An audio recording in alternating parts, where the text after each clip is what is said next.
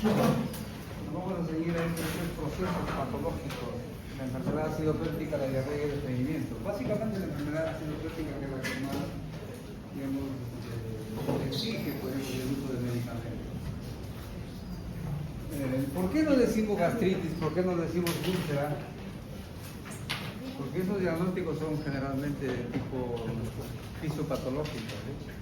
Uno tiene que confirmar ectópicamente, perdón, quiero decir, que es una lesión simplemente inflamatoria como una gastritis o es una lesión erosiva como una úlcera, ya sea a nivel gástrico o a nivel duodenal. Y antes pensábamos que con el análisis clínico no va a ser suficiente. Entonces, por ejemplo, hacíamos preguntas a los pacientes sobre sus molestias, por ejemplo, la pirosis, el ardor del estómago, el dolor a veces espasmódico. Preguntábamos en qué momento ocurre respecto al horario de alimentación. Y si el paciente nos decía, bueno, pues, cuando estoy comiendo ahí me molesta bastante, pero cuando ya dejo de comer me pasa.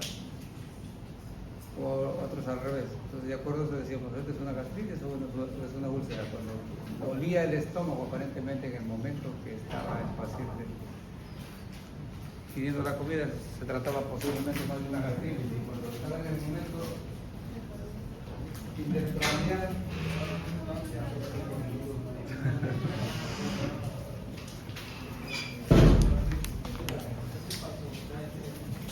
pero después creo que en verdad siendo ya los estudios endoscópicos ocurrían en cualquier circunstancia, así que tenemos que dar un diagnóstico con la enfermedad ácido péptica. Y todas estas entidades, la gastritis, la esofagitis por reflujo, la dispepsia, la duodenitis, la gastroduodenitis, tienen que ver con ácido y toxina, por eso se llama enfermedad ácido péptica. Y la diarrea y el estreñimiento, que son entidades un poquito más especiales, que lo vamos a comentar en este momento. Este es un cuadrito en el cual se resume cómo es que se produce el ácido clorhídrico y para hacer un comentario muy puntual respecto a en qué momento se forma el ácido clorhídrico en nuestro organismo. Porque el ácido clorhídrico, saben ustedes que es uno de los ácidos orgánicos más potentes que existen, ¿no? Destruye cualquier materia orgánica. Y es curioso que se produzca en nuestro estómago y que vivamos tranquilos y felices con ese potente ácido que se está produciendo en la luz gástrica. Bueno, ahí para remarcar que hay factores secretores endógenos fundamentales que son tres en nuestro organismo: la acetilcolina, la histamina y la gastrina con sus respectivos receptores. Inducen entonces la producción de ácido clorhídrico y pepsina, ambos. Siempre están de la mano el ácido clorhídrico con las pepsinas. Entonces, por cualquier vía, la vía colinérgica, la vía de la histamina o la vía de la gastrina, se puede producir ácido clorhídrico. Estos mecanismos son los intrínsecos celulares, pero aquí nos interesa reconocer el papel de la famosa hidrogenión potasio ATPasa, la llamada bomba de prótono. Este es un descubrimiento relativamente reciente de la fisiología que nos permitió producir de inmediato fármacos muy activos en el manejo de la enfermedad ácido péptica, como los IBPs, inhibidores de bomba de prótono. Bueno, después de este recorrido que hacen los iones en nuestra célula parietal, que es la que realmente se encarga de producir el ácido clorhídrico, se activa esta enzima y permite el intercambio de el protón o hidrógeno con el potasio. El intercambio pasa al interior celular el potasio y sale hacia afuera el protón o el hidrógeno. En la luz gástrica se forma, se unen el protón, y el cloro para formar el ácido clorhídrico. ¿Por qué no se forma en la pared celular, dentro de la célula acá? Exactamente, porque si se formara dentro de la célula parietal, la digiere, pues, la destruye. Se suicidaría la célula parietal. Por eso el ácido clorhídrico, por favor, se forma en la luz gástrica, no dentro de la célula. Cuando discutimos a veces de fisiología, célula parietal tiene como función, dice, la producción de ácido clorhídrico. No, realmente no es la producción de ácido clorhídrico, liberar el protón para que en la luz gástrica se junte con el cloro y se forme recién en la luz gástrica el ácido clorhídrico, el HCl. Ahí están los mediadores, la acetilcolina, particularmente el receptor M3, ¿Alguien le pregunta?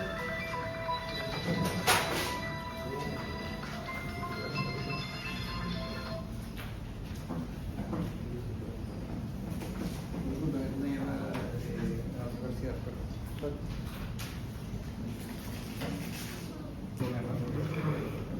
Bueno, entonces tenemos los mediadores gástricos, las acetilcolinas, la histamina y la cistoquinina, receptores para producir ácido clorhídrico por cualquiera de esas vías, ¿eh? Por la vía colinérgica, la histaminérgica y por la vía de la gastrina. Este factor quiero que de una vez ustedes vayan recuerdo que este factor es importantísimo.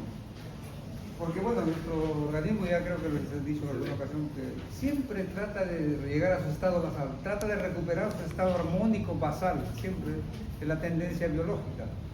Y si por ahí, por ejemplo, se bloquea la acción de la histamina, se trata de compensar con una estimulación de la vía de la histamina o por la vía de la gastrina. Si se bloquea esto, se compensa con lo otro. Siempre se trata de compensar. El organismo es así, terco en ese sentido. Y eso no siempre es conveniente para la salud, como vamos a relatar. Bueno, cuando tratamos un paciente que tenga enfermedad ácido péptica, tenemos varias opciones, por fortuna, de cómo manejar el problema. Entonces, usamos primero los fármacos que actúan sobre la secreción gástrica. ¿Podemos inhibir la secreción gástrica? Claro, por cualquiera de las vías que hemos mencionado. Cuando bloqueamos la secreción gástrica, lo podemos hacer a nivel de bloqueadores H2, donde está pues, la ranitidina, que ahorita está en tela de juicio su uso. En muchos países, incluso en Perú, se hace prohibido su producción y comercio. Que mi opinión, por sacar no tal vez importante, pero cuando menos lo digo, porque es mi opinión, es que parece una exageración en la prohibición de que se comercialice la ranitidina. Tiene muchísimos años de uso. Este tipo de fármacos empezaron a comercializarse por ahí por los años 70. Siglo pasado, en los años 70 por ahí. Ya tienen pues casi como 40, 70 años de vida. ¿Qué bloqueado? 40 y tantos años. Y fueron extraordinarios. La cimetidina fue el primer bloqueador H2 que se lanzó al mercado mundial, fue una revolución mundial. Y luego se produjeron el resto, donde la ranitidina se considera el patrón. Bueno, hablemos farmacológicamente del tema, no hablemos de su potencialidad que todavía está por precisarse, su toxicidad que está por precisarse. Tiene muy buena absorción oral y no se altera significativamente por la presencia de alimentos y antiácidos. Esto, por favor, siempre remarcado que todos los medicamentos generalmente se van a afectar en su absorción por la presencia de alimentos. En este caso no es aparentemente mucho el problema. Esta es una particularidad muy especial, no afecta a la motilidad, porque muchos fármacos que hemos usado antes para la gastritis o para la úlcera daban el beneficio del efecto antiulceroso, pero o disminuía el tránsito intestinal, producía atonía, o lo exageraba y producía diarrea. Entonces, apropiada, la respuesta terapéutica es equivalente. Esto es clave, lo he subrayado por eso. ¿Qué significa? Que no es cierto, como pretenden, por ejemplo, los visitadores médicos, convencer al médico que están visitando de que su producto es el mejor que el otro, porque es mucho mejor, mucho más eficaz, mucho más rápido, mucho más barato.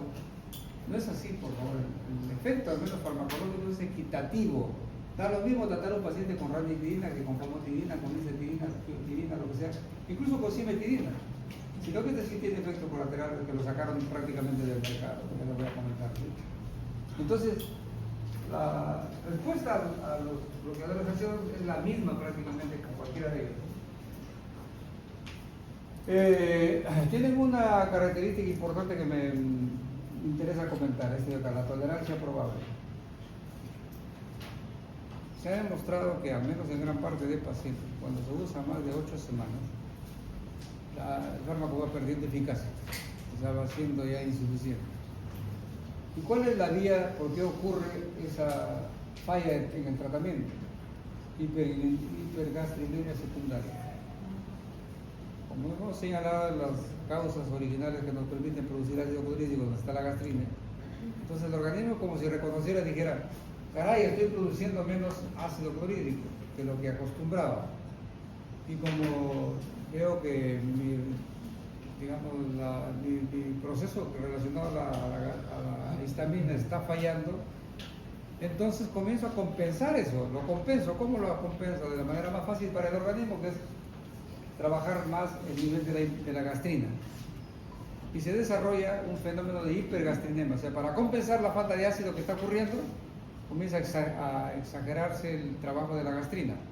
Y esto, incluso con los IVPs, probablemente con el tiempo se prohíban también los inhibidores de la bomba de protones, porque hay casos en los cuales se ha visto que producen gastrinomas, tumores gástricos, en animales de experimentación, no en seres humanos.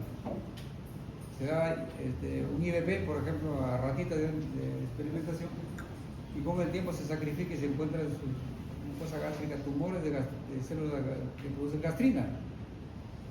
Y eso para muchos podría ser un estado precanceroso también. Ya la investigación futura lo dirá. Bueno, entonces la tolerancia ocurre por hipergastrinema secundario.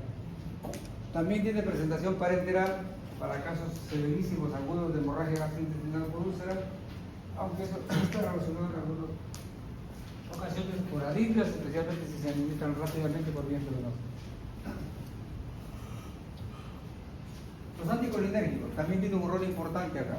Ahí está la pirencepina y la tenenzepina. Aquí casi es un paralelo de la farmacología del aparato respiratorio, ¿no es cierto? Hemos usado como broncodilatadores beta-2 adrenérgicos y tenemos otra alternativa a los agentes muscarínicos, el diplatropio y el tiotropo. Y acá igualito, tenemos alternativos como la pirencepina y la tenenzepina, que son anticolinérgicos. Más actúan estos agentes por estimulación de los receptores M1, pero algo también con los M3. Tiene una ventaja comparativa a su congénere, una pobre penetración al sistema nervioso central. La atropina, que es un anticolinérgico, también disminuye la secreción gástrica y lo hace muy bien. Pero ¿por qué no se usa en la enfermedad ácido péptica? Porque tiene efectos centrales muy molestosos la atropina. En dosis para reducir la secreción gástrica comienza a producir daño a nivel neurológico. Pero este fármaco que no penetra el sistema nervioso central, entonces se libera de esos fenómenos inconvenientes. Pocos efectos colaterales y muy poco uso actual. ¿Por qué? No porque sean malos realmente, sino porque la eficacia de los bloqueadores H2, de los IVPs es superior. Pero repito, como ahora ya se sacó el bloqueador H2 más importante, posiblemente se saque el IVP más importante como el omeprazol, a lo mejor vamos a recurrir otra vez a los colinérgicos como estos de anticolinérgicos. Cuando se usan juntos los bloqueadores H2 y los anticolinérgicos tienen una actividad protectora, se dice prostaglandinos semejantes. Recuerden, las prostaglandinas, jovencitos, al menos en el aparato gástrico, juegan un rol fundamental en la protección de la mucosa gástrica. Ahí están pues las prostaglandinas gastroprotectoras, ¿no es cierto? Todavía no hemos tratado AINES, todavía no. Cuando hablemos de AINES vamos a remarcar esto. Las prostaglandinas juegan un rol fundamental, jóvenes, en la protección de la mucosa gástrica, además de la función renal y la función cerebral. Y de ahí que es muy necesario considerar que cuando usamos antiinflamatorios que bloquean la síntesis de prostaglandinas, podríamos estar provocando efectos dañinos a nivel cerebral, a nivel renal y a nivel cardiovascular, y como en algunos casos ya se ha evidenciado. Eso es lo que nos conlleva a decir que hay que usar con mucha precaución, con mucho recelo los AINES, por favor, ¿sí? Y por eso y por otra razón. Hay una enfermedad muy crítica que se llama síndrome de Solinger-Ellison, que son estados hipersecretores, en los cuales se desencadena un proceso en el que las células gástricas, especialmente las parietales, comienzan a producir cantidades tremendamente elevadas de ácido clorhídrico y pepsina. Pero esa es una secreción, en verdad, muy, muy grave e incluso lleva riesgo de letalidad, de muerte del paciente, por hemorragias, perforaciones inmediatas de la mucosa gastroduodenal. Ese se llama el famoso síndrome de Solinger-Ellison. Y ahí, ni los IVP solo, ni los bloqueadores H2, ni los anticolinérgicos funcionan a cabalidad. Se necesita muchas veces asociación. Se tienen que asociar estos fármacos para poder, digamos, en algo disminuir la producción de estas masas secretoras tan intensas que tiene la mucosa de los pacientes. Luego tenemos los IBPs, inhibidores de bombas de protones, donde el prototipo es el omeprazol. Recuerdan que les decía que cuando quieran ustedes conocer familias de fármacos, identifiquen al prototipo y a ese conozcan. Dedíquense a estudiar la remedio derecho y con eso ya no van a tener la necesidad de estar leyendo los demás fármacos de ese tipo de drogas que estamos señalando. Entonces el prototipo es el omeprazol. Lean todo lo que es omeprazol y van a deducir todo para el resto. Estos son los nuevos que hay. Curiosamente, miren, los IBP son degradados por el pH ácido. Entonces, si tomamos un IBP y vamos a ir a la mucosa gástrica donde hay ácido, ¿actuará el IBP? No, no va a actuar. Por eso aquí es imprescindible que el fármaco tenga una recubierta entérica. Aquí es imprescindible. ¿Para qué? Para que el fármaco, una vez que ingresa la luz gástrica, las secreciones gástricas van a destruir la recubierta entérica y el fármaco se va a liberar recién en el duodeno. Y ahí se absorbe y obviamente no va a ser afectado por el ácido clorhídrico. ¿Está claro? Si lo administráramos solos, como experimentalmente se hizo al inicio, netamente el IBP no actúa porque el ácido del estómago lo destruye. Entonces se requiere imprescindiblemente de cubierta protectora. Bien, así es cuando se encontró que sí se recuperaba el efecto farmacológico neto del medicamento. Y de ahí surge esta trampa de la industria farmacéutica con la cual confunden y convencen a muchos médicos de usar sus productos que son a veces muy lesivos, muy irritativos para la mucosa gástrica y dicen no va a haber problema, doctor, porque tiene cubierta protectora. Y al tener cubierta protectora, entonces el fármaco no se va a poner en contacto con la mucosa gástrica y no lo va a lesionar. Eso, ¿con qué fármacos creen que estamos hablando? ¿De qué estamos hablando? De fármacos que son reconocidos irritantes gástricos, pero que supuestamente si están con una cubierta protectora ya no le dan daño al estómago.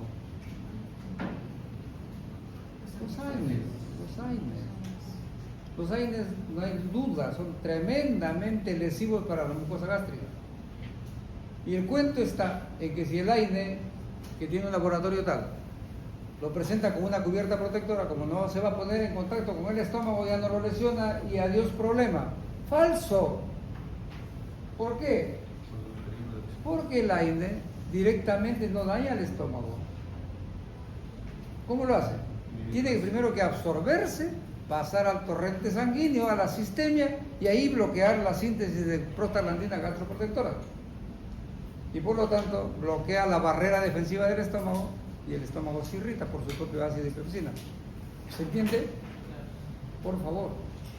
Entonces el famoso argumento de la cubierta protectora se aplica para proteger al fármaco, no para proteger al estómago, por favor entiéndase así. Pero perversamente se confunde al médico diciéndole que con la cubierta protectora ya no va a dañar el estómago. Si el daño no lo hace localmente, lo hace por efecto sistémico.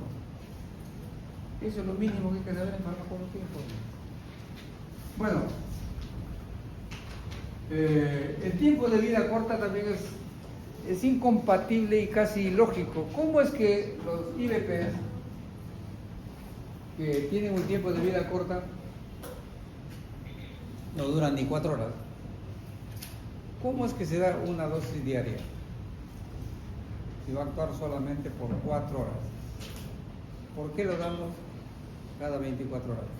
Esa es una pregunta que puse en el examen el año pasado. ¿Se olvidaron? ¿O nadie respondió? Ah, jovencitos, parece un milagro. Lo que pasa es que es tan potente el IBP para inhibir a la bomba de protones que la inactiva hasta por 5 días una pequeña dosis de IBP. Entonces ese fármaco no va a necesitar estar más tiempo, suficiente que rapidísimo actúe y como lo inhibe a las enzimas, potasio ATPase. Por tanta duración no necesita que se administre tan frecuentemente, por eso con una sola vez al día suficiente porque ha bloqueado casi todas las bombas de protones. No es porque su efecto está durando 24 horas, Te digo que solamente trabaja por 4 horas, pero ha sido tan potente su actividad que las ha destruido de manera plena prácticamente. ¿Está claro? Bueno, hay presentaciones parenterales, sea por bien endovenosa, por ejemplo, como el omeprazol, pantoprazol, hay también variantes de omeprazol para eso. Bien, eso es en cuanto a los IVP. Igual también con los IVP hay que señalar enfáticamente que sus efectos son comparables, por favor, ¿sí? No me vengan que el esomeprazol es mejor, que el pantoprazol es mejor, que el esomeprazol es más dañino. No, son equieficaces, ¿sí? No afectan la motilidad. Esto por compensación, como les he dicho, incrementan la secreción de gastrina, de tal modo que al menos en animales de experimentación se ha visto que se desarrollan tumores carcinoides de gastrina, gastrinomas, que dicen que podría estar relacionado a cáncer gástrico. No está aparentemente descartado en humanos, por eso digo, si se confirma esto, los IVPs van a tener que retirarse del mercado. O cuando menos, insistir en algo que es racional, pues jóvenes. ¿Cuánto es el tratamiento? Por si acaso, creo que nunca lo mencioné esto. ¿Cuánto tiempo debemos tratar a un paciente con un cuadro agudo de enfermedad acidopéstica? 14 días. ¿Cuánto? 14 días. ¿14 días? No. Te quedaste cortita. ¿Cuánto tiempo se han leído por ahí? No adivinen, si no adivinen, ¿eh? Tiene que ser jovencitos mínimo 4 a 6 semanas. 4 a 6 semanas. Si ustedes dan ranitidina, dan pirenzepina o dan, por ejemplo, omeprazol, son tan eficaces en verdad que le dan la mejoría clínica al paciente en horas o en mínimo 2 días. Está el paciente feliz y tranquilo porque ya se controló su molestia. Son activísimos en verdad. Pero vuelvo a insistir acá, no confundan la cura clínica con la cura fisiopatológica. La cura clínica se hace de inmediato. ¿Eso significa que el paciente ya se curó de la enfermedad? No, ha obtenido simplemente curación clínica. Pero lo que queremos es curar la llaga, la herida, la úlcera, que recién se logra entre 4 a 6 semanas, por favor. Entonces ustedes hagan esa recomendación estricta, no interrumpan el tratamiento y cumplan todo el tratamiento. ¿Por qué? Porque viene el otro problema que tiene que ver con la ranitidina. Cuando el paciente le dicen, tiene usted que comprar una caja o 30 dosis de a lo mejor ranitidina de 300 miligramos para un mes, es el promedio. El paciente, como siente el beneficio clínico rápido, de inmediato, a lo mejor una semana dice, no me molesta nada, esto es una maravilla, entonces ya me curé y dejo el tratamiento. Ahí comete el error más inapropiado que hay. ¿Por qué? Porque ese medicamento, primero que le va a recrudecer la enfermedad rápido, y lo otro es que ese medicamento, generalmente, ¿dónde lo guarda la gente comúnmente? ¿Acaso tiene un botiquín en su casa? ¿O tiene en condiciones de aireación necesaria, frescura conveniente, no está expuesta a mucho calor, no está mucho frío? Lo tiene en cualquier momento, y cuando después cree que es necesario usarlo, lo usa. Eso ya está en pésimas condiciones. ¿Estamos de acuerdo? Entonces, primero, lograr que el paciente no interrumpa el tratamiento. Y si que le sobra algo, que lo guarde en condiciones apropiadas ambientales, ¿sí? Para evitar el problema de lo que se ha visto con la ranitidina, que genera un metabolito que se llama NMDA, que es cancerígeno. Eso sí es cancerígeno, y por eso se está sugiriendo que no se use la ranitidina. Eso es importantísimo, jovencitos, ¿sí? Bueno. Los alimentos, dice aquí, disminuyen la biodisponibilidad en los IVPs. Esto sí es categórico. Cuando uno da un tratamiento con IVPs y permite que el paciente lo tome cuando quiera, o peor aún, cumple esa costumbre tan tonta que hay de tomar las cosas con alimentos, no, prácticamente pierde eficacia de manera notable. Por eso es un requisito indispensable que los IVP se deben administrar 30 minutos antes del desayuno, y generalmente en la mañana, porque biológicamente hay una especie de ritmo circadiano de la producción de ácido clorhídrico. ¿Sí? Por favor, los IVP acostumbren ahí con una receta religiosa, como un Padre Nuestro, tome su capsulita 30 minutos todos los días antes del desayuno. Aseguren eso.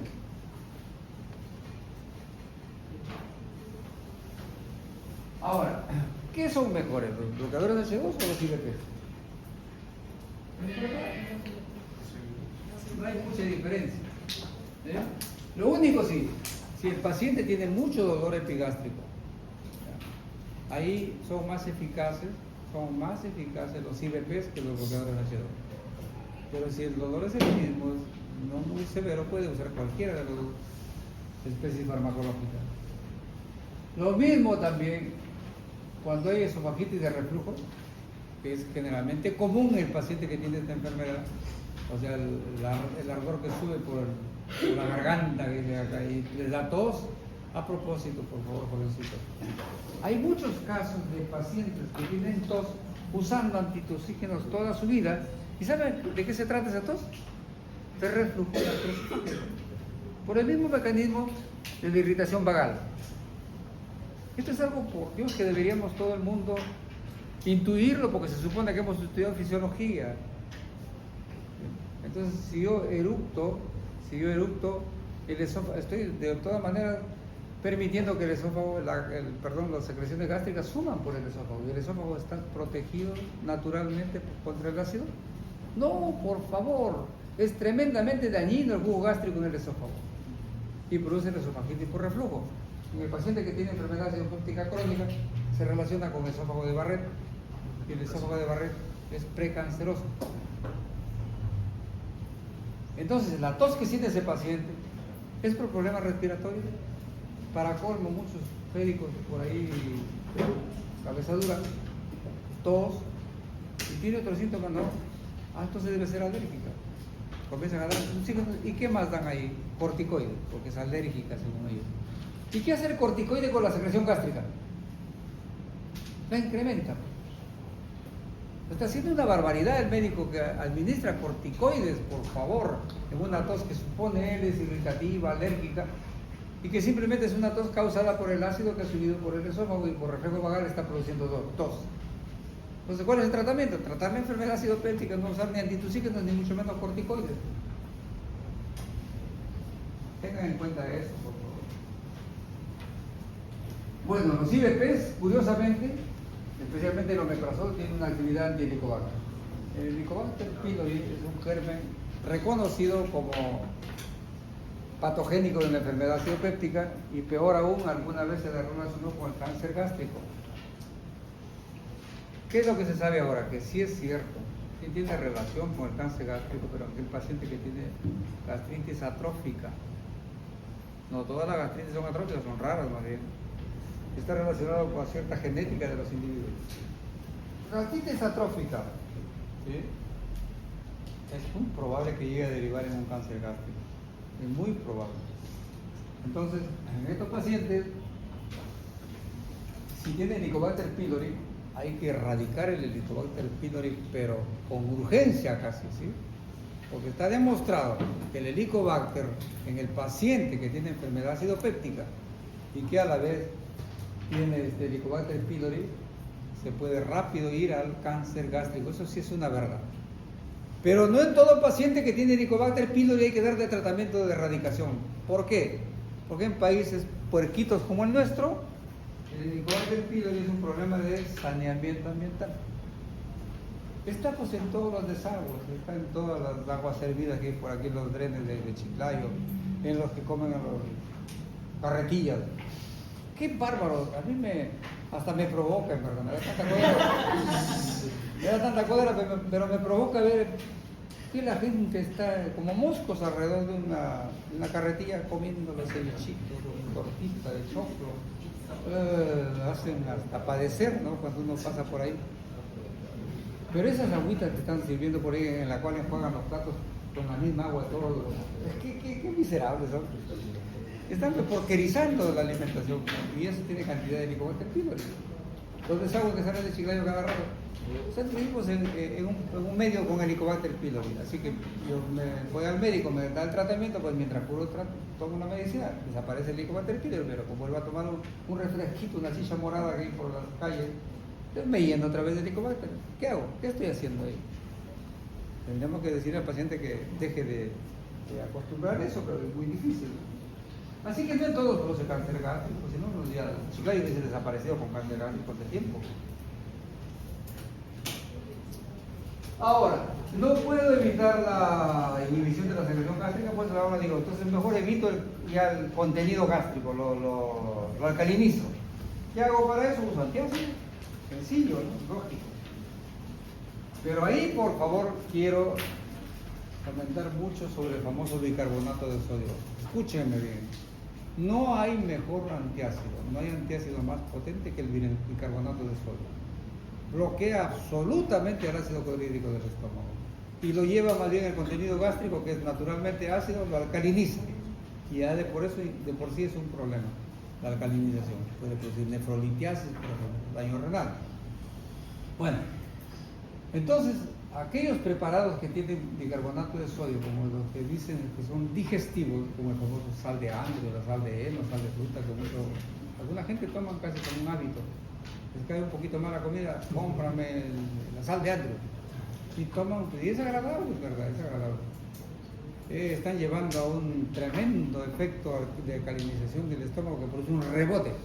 Ese rebote hace que después de que pase el efecto de este preparado digestivo, viene un pH de acidez de respuesta mucho más ácido del que pretendieron curar.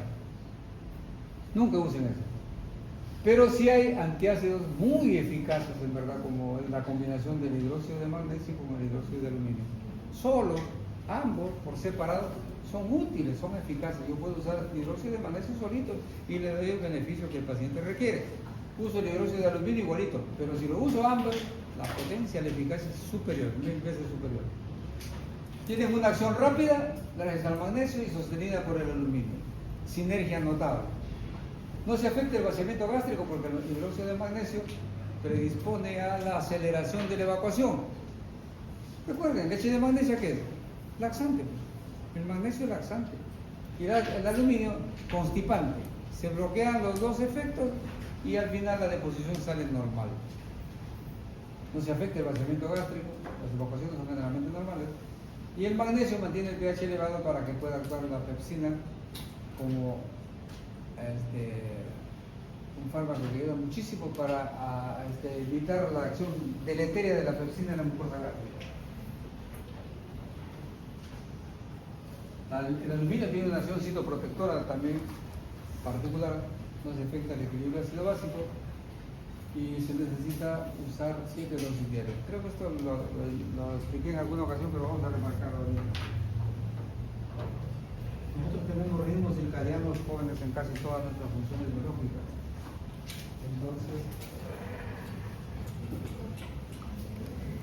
como nosotros estamos acostumbrados, muy mal acostumbrados, a tomar desayuno, a tomar almuerzo, a tomar cena,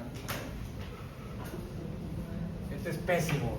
Este es el error más increíble que comete todo el mundo en la humanidad. Se ha acostumbrado todo el mundo a que se tome desayuno, almuerzo y cena. Es pésimo, es antifisiológico y es canalla. Nosotros deberíamos comer, está demostrado científicamente, 5 porciones al día, cada 3 horas. Pero pequeñas porciones, no las barbaridades que acostumbramos a ingerir. Bueno, pero esa es harina de otro costal. ¿Qué ocurre, jóvenes? La secreción gástrica se da en picos. En las noches tenemos un pico y comienza a bajar en el transcurso de la mañana hasta que ya, como hemos establecido un ritmo circadiano impuesto por la costumbre, cuando falta 1 hora para el desayuno, solito en nuestro estómago tiene un pico de ácido. ¿Sí? En el momento de la comida hay un pico mayor y a las 3 horas después hay otro pico menor de ácido clorhídrico y esto se repite con el almuerzo.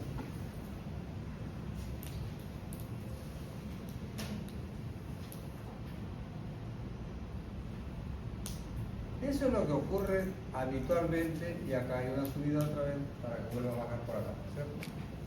Entonces, 1 hora y 3 horas después de la comida, 1 hora y a la hora de que comemos y 3 horas después del desayuno hay un pico de ácido.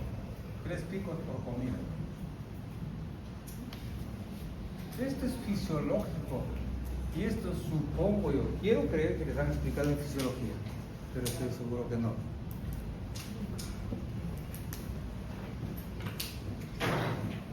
Entonces, por lógica mínima, lógica elemental, ¿en qué momento debo dar el antiácido? Cuando en mi estómago, ¿qué está ocurriendo? Cuando hay un pico de ácido. Cuando hay un pico de ácido, porque en esta producción nivel basal, esta mucosa no tolera. Así que yo debo dar el antiácido aquí, aquí, aquí. ¿Cuántas? 3, 6, 9, 10 dosis diarias. Por fortuna, acá no necesito darlo. ¿Por qué? Porque el alimento se comporta como sustancia aparte, se entretiene al ácido. El ácido de la extraída con la mucosa gástrica se entretiene con la comida. Entonces, eliminamos 3 dosis. 2, 4, 6. Pero en la noche, antes de dormir, hay un pico fisiológico también inevitable, que no tiene que ver con la comida. Necesitamos darle una dosis al paciente. ¿Cuántas dosis entonces debe administrarse de antiácido al paciente? 7 dosis.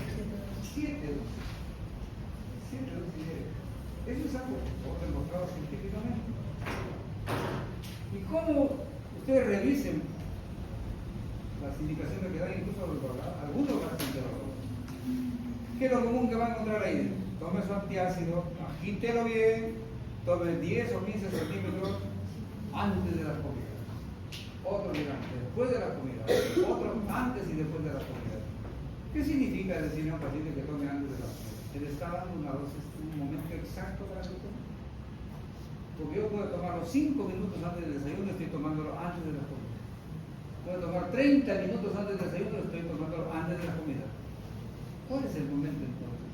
¿Está claro cuando le decimos que tome antes de la comida? Cualquier medicamento, o después de la comida que estamos dando horas exactas, es que no va a tomar eso tampoco. Siempre será después, siempre será antes. Es torpe esa recomendación. Y a veces les dicen también que tomen antiácido con las comidas. Por Dios, ¿cómo le van a indicar que tome con las comidas si en ese momento está comiendo el alimento que actúa como el antiácido? Es tremendamente irracional y confuso esas indicaciones. Tenemos que decirle con claridad. Tiene que tomar una dosis 1 hora antes y 3 horas después de cada comida y una al acostarse. Esa es la indicación correcta. 1 hora antes de las comidas y 3 horas después de las comidas. No son 3 comidas, son 6 dosis y una al acostarse 7 dosis.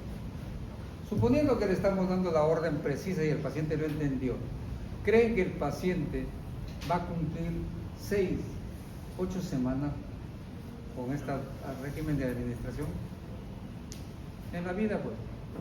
Si es estudiante como ustedes, tendría que venir con su galonera de antiácido a tomar aquí en la mañana, al mediodía y tal vez en la tarde. No es práctico. Ese es el lado débil del tratamiento con antiácidos, porque si lo usamos correctamente así, es una maravilla, actúa de manera extraordinariamente eficaz. Y tal vez eso se aplica cuando el paciente está internado. Lo que dice se le da pues obligadamente a las horas que está disponible el médico. Ese es entonces el principal inconveniente del uso de antiácidos, porque no tiene mucha facilidad práctica en su aplicación.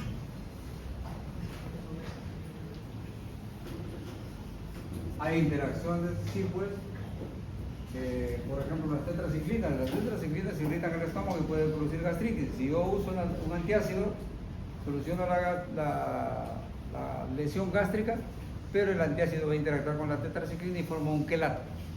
¿Se absorbe la tetraciclina? ¿Actúa como antibiótico? No. Ese es un inconveniente. Puede interferir con la absorción de otros medicamentos, como antibióticos, como la actimadona, por ejemplo. También tenemos los protectores de la mucosa. Ahí hay varios. Generalmente se han diseñado para los gastritis inducidas por aire. Ahí tenemos las sales de bismuto. ¿Cómo actúan estos? Igual que los otros, como la carbosa. Perdón, ¿cómo actúan? Simplemente, fíjense, se toman con suspensiones orales y tienen una afinidad por la llaga, la lesión, ya sea la lesión gastrítica o ulcerosa. Se adhieren ahí, como que se pegan a la lesión inflamatoria y lo protegen como barrera, pues. Es como si nosotros pusiéramos un corrector blanco en un escrito que queremos borrar, se adhiere, desaparece el defecto de la escritura y ya no se lesiona más porque está protegido como una mucosa ahí, como una mucosa protectora. Ese es el mecanismo del escrito preparado. Lo que hay que recalcar aquí es este inconveniente. Cuando usamos al bismuto, generalmente las heces salen negruzcas y se oscurece hasta la lengua, se convierten casi como un perrito chau chau, boca negra. Y emiten ese negruzca. ¿Esto qué implicancia tiene? Por ejemplo, si un paciente dice, doctor, usted me ha recetado este producto y estoy botando la deposición negra. Una melena. ¿Se puede confundir con melena? La melena es la deposición negra por sangrado gástrico. Y no está ocurriendo nada de sangrado, es efecto del bismuto. El sucralfato es otro medicamento muy parecido. La rama importante de esto es el estreñimiento. El estreñimiento que está ahí. Puede interactuar con medicamentos, interfiere en la absorción de varios productos importantes, como el ciprofloxacino, por ejemplo, el propranolol, la tefilina, vitaminas, etc. Y se necesita, como dice acá, que por lo menos necesita un periodo de 2 horas entre la toma de sucralfato y otros medicamentos para que no interactúen. Siempre hay que darlo lejos de otros medicamentos. Prostaglandinas, se tuvo mucha expectativa con estos preparados, con el misoprostol. ¿Por qué? Porque se pensó que como la mayor parte de fenómenos gastríticos tiene que ver con disminución de la actividad de las prostaglandinas citoprotectoras, nos dijeron vamos a administrar prostaglandinas y vamos a favorecer su curación. No se ha encontrado respuesta muy, digamos, útil y casi como que ha quedado rezagado este producto que ha sido el que más se ha promocionado como gastroprotector farmacológico, el aborto. ¿Dónde está?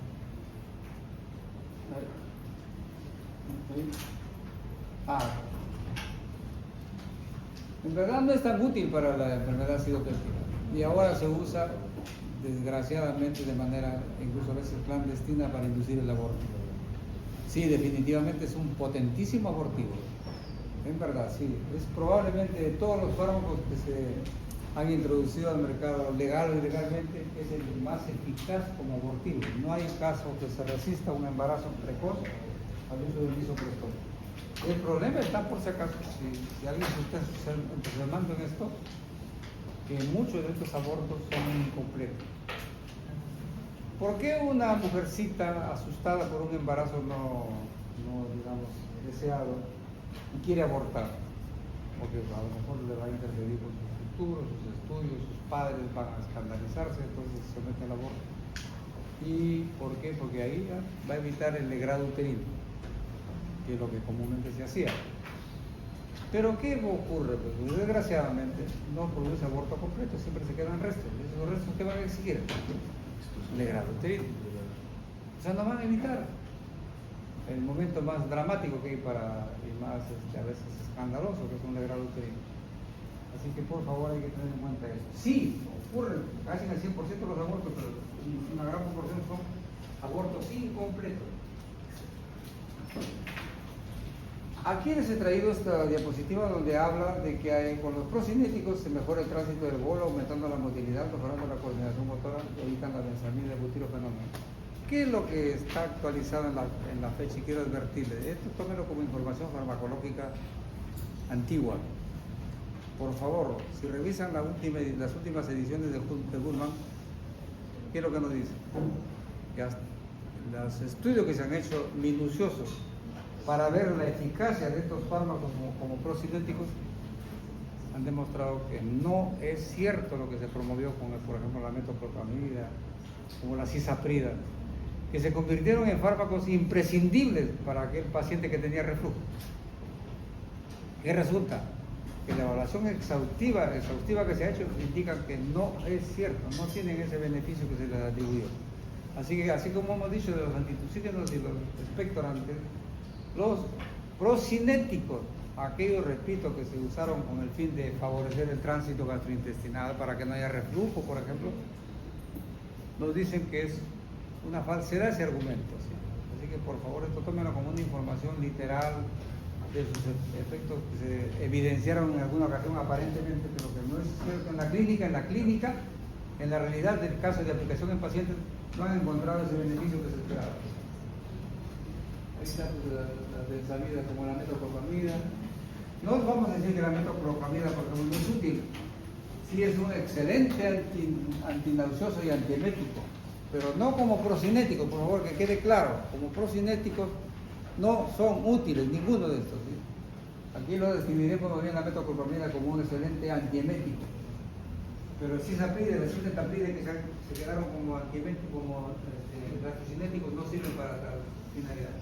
La domperidona también es más un antiemético que un procinético. Y los antieméticos que sí son exclusivamente utilizados para ese fin, destaca ahí el dimeridinal.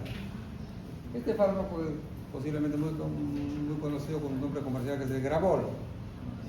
Antinauseoso y antiemético notable, bastante eficaz y muy útil en el famoso problema de la cinetosis. Motilidad intestinal incrementada. Hay secreción intensa de agua y electrolitos. Y hay un problema notable de la absorción. Eso en realidad define la diarrea, de cualquier causa, sea infecciosa, sea alimentaria, la que sea. Entonces, para que yo califique a un fármaco como antidiarreico, debería solucionarme estos tres procesos. Normalizar la motilidad intestinal, impedir la pérdida de agua y electrolitos notable que ocurre en la diarrea y favorecer la absorción del nutriente. Y la única que se acerca un poquito ahí es en verdad este preparado que estamos utilizando, el difenoxidante y la loperamida, más la loperamida.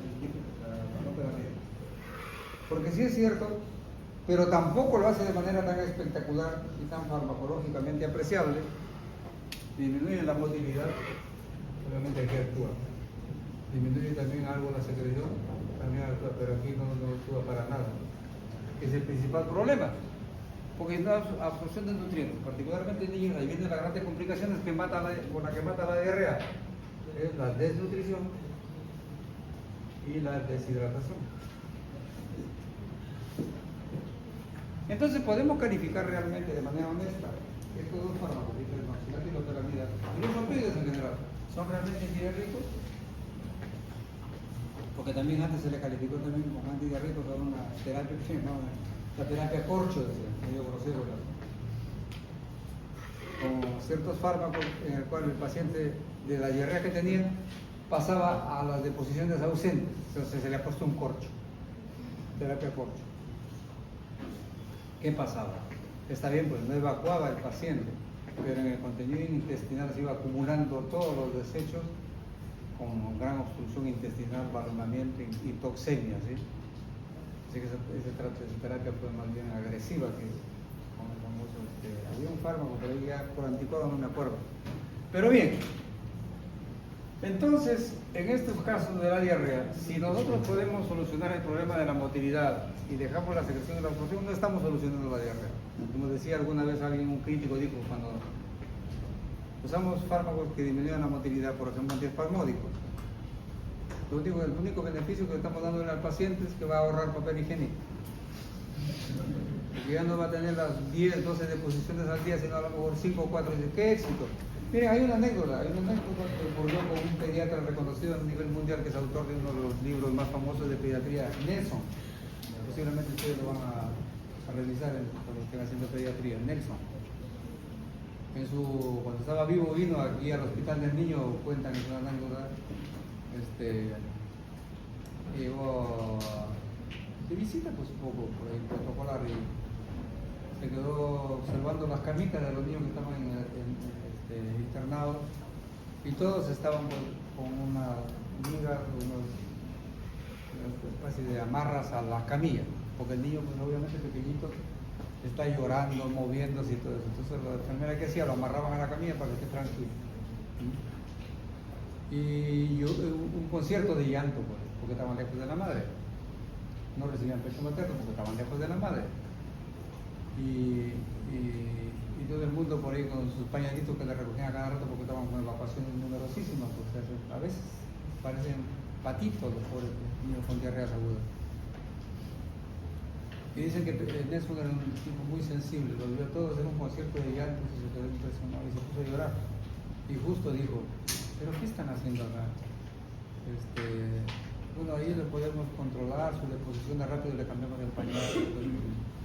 Y a veces los tenemos desnuditos para que evacúen ahí nomás al medio ambiente y ya no gasten pañal, en este tiempo no había papel higiénico, pero aquí el único beneficio que están haciendo ustedes es que ya no van a gastar en lavar la ropita de pañal, pero el niño sigue teniendo evacuaciones diarreicas. ¿Qué están haciendo para eso? Nadie decía nada, solamente esperaban que pasen las evacuaciones y que el paciente se cure. Entonces él llamó la atención de que nada se estaba haciendo en esa época para disminuir el número de las evacuaciones. ¿Y eso cómo se pretendía hacer? Simplemente, pues, según lo que promulgaban Nelson y los pediatras serios, era que se combata la causa. Si era una infección, mate la infección para que no haya diarrea. ¿Por qué tienen que estar usando pañales, papel higiénico, terapias corchos, antiespasmódicos? No estamos solucionando nada con eso, porque incluso se medían, fíjese, había las llamadas camas metabólicas, se decía, en la cual se recolectaban todos los pañales que el niño evacuaba en 24 horas. Y se sentían muchas veces los médicos felices porque decían, ayer ha hecho 12, ahora está haciendo 6, está mejorando, aplausos, tratamiento exitoso. ¿Qué ocurría cuando se pesaron todos los pañales? Se midió la cantidad de agua y electrolitos, seguía siendo la misma pérdida. ¿Se dan cuenta? Simplemente que hacía menos volumen de deposición, pero la pérdida de agua y electrolitos era la misma. ¿El paciente estaba mejorando? Definitivamente no. Entonces, ¿cuál es la idea? Evitar que esas pérdidas comprometan la salud del paciente, que sigan perdiéndose, porque la diarrea, acá vean qué cosa es, así como hemos hablado de la tos, es un mecanismo de defensa, jóvenes. El paciente está evacuando las deposiciones porque está eliminando microbios, parásitos en cantidades industriales, está depurándose el paciente. ¿Y qué hacemos? Usamos un antidiarreico. Estamos logrando que ese contenido tóxico, sucio, infeccioso, se mantenga en el intestino. El riesgo de hacer septicemia, de hacer infecciones más graves es mucho mayor. O sea, en verdad hay que dejar que el niño evacúe. Lo que sí hay que evitar que se deshidrate, que se desnutra. ¿Y cómo hacerlo? Reponiendo líquidos, electrolitos y nutrientes. Y ahí viene el rol fundamental, que eso sí me interesa remarcarlo muchísimo, de la terapia de rehidratación oral.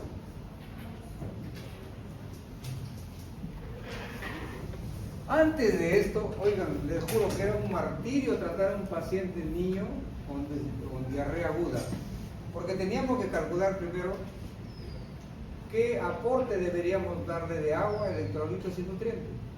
Y eso se calculaba en función de cuál era su estado nutricional, cuál era su estado de hidratación. En el estado nutricional era eutrófico, desnutrido, o era desnutrido. ¿Desnutrido de qué? ¿Primer grado, segundo grado, tercer grado? ¿Qué tipo de deshidratación? ¿Hipotónica, isotónica, hipertónica? De acuerdo a eso, entonces calculaba el niño con deshidratación isotónica, de grado leve. Eutrófico necesitaba 5.000 equivalentes de sodio por kilo de peso corporal en 24 horas. El niño con deshidratación moderada necesitaba 8.000 equivalentes. El niño con deshidratación severa, 10 o 12.000 equivalentes de sodio. Eso era como el sodio. ¿Cuánto necesita de cloro? De potasio, de bicarbonato. ¿Cuál es la velocidad con que tengo que administrar los fluidos? La venoclisis. Generalmente era el 40% del volumen a administrar en las primeras 6 horas, el 60% en las 18 horas siguientes, graduar el goteo. Era una cosa pero terriblemente compleja, jóvenes, y aún así, la rehidratación tradicional endovenosa hidrataba al paciente en 48 a 72 horas. Por eso el niño estaba crucificado en su camilla, ahí recibiendo los suelos endovenosos, calculados de esa forma que les digo. Cuando se instala la terapia de rehidratación oral, que consistía en darle sales de rehidratación oral por la boquita con agua, ¿en cuántas horas creen que se rehidrataba? 6 horas, Jorge. Increíble, esto fue una bofetada a la medicina científica que se decía que se hacía en el manejo de la refrigeración en niños. Imagínense, estos cálculos tan complejos, con costos adicionales, con el cuidado permanente del niño, lograba rehidratarlo, si es que lo lograba, porque muchas veces fracasaba, en 48, 72 horas. Hasta 3 días se demoraba. En cambio, con esto, 6 horas, increíble. ¿Y por qué me enfatizo esto? Porque soy testigo de esto. Yo tuve la suerte, jovencito, en mis primeros 5 años de médico, que es en Chimbote, y yo hice un centro que por fortuna no era ni el Ministerio de Salud ni de Salud, información de puerto, es crítico, pero brutal, el Ministerio de Salud y de Salud. ¿Sí? Porque el servicio que dan es pésimo. Es pésimo. No los quiero intoxicar con tanta anécdota que puedo hablar sobre eso, pero este tipo de atenciones entonces pudimos nosotros contrastarla con una experiencia muy especial que hicimos en Chimbote con una ONG con financiamiento extranjero, donde teníamos visita de profesionales de altísimo nivel, pediatras que llegaban en inglés. Por ejemplo, ahí vino una pediatra, Jennifer Amery, que escribió un libro, Los medicamentos en el Perú, pediatra de altísimo nivel, otro más canadiense que no me acuerdo ni el nombre, a los que recuerdo y conocí personalmente, que nos llevaron a trabajar precisamente la rehidratación oral como primera experiencia en Latinoamérica, en Latinoamérica. Y nosotros hacíamos una novedad extraordinaria en ese tiempo, el internamiento conjunto madre-niño. Exigíamos que el niño que quería ser manejado en nuestra institución tenía que internarse con su madre. ¿Qué significaba eso? Que la madre se dedicaba exclusivamente a su niño pequeño, menores de 6 meses generalmente, muy pobres muchos de ellos. Y ella tenía que preparar sus alimentos ahí, y aislada del resto. Tenía que dar el pecho materno, no interrumpíamos la lactancia materna. Y la medicación incluso le administraba a la madre. Hicimos un estudio comparativo con el hospital La Caleta, que es como las Mercedes acá, La Caleta en Chimbote. El trabajo que se hizo en ese tiempo recibió el segundo premio a nivel mundial en el Congreso de Pediatría de Panamá, en el cual demostramos 2 cosas fundamentales. Eso, que el paciente que llegaba críticamente deshidratado, muriéndose de huesito y pellejo, seco como un papel higiénico, en 6 horas estaba sonriente, sentadito y siempre al lado de su madre. El niño en el hospital de La Caleta estaba 1, 2 semanas internado, a veces morían y se interrumpía la lactancia materna, adquirían infecciones intrahospitalarias. ¿Por qué? Porque deben saber ustedes que